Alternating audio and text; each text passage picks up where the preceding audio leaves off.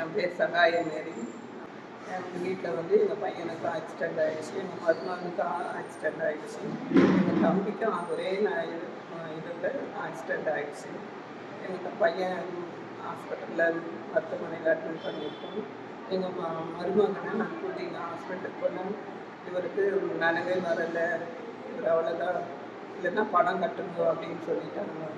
பணம் கட்டியும் பிரயோஜனம் இல்லை அப்படின்னு சொல்லும்போது நான் மாதாக்கிட்ட அழுது மதிப்பிச்சு கேட்டு என் மகளுக்கு தாலி பிச்சு கொடு, மாதாவே என் பிள்ளையும் என் மருமகனையும் பிள்ளையும் காப்பாற்று அப்படின்னு சொல்லி அழுது இன்னமும் ஜெபமாலை விட்டு கொடுப்பேன்.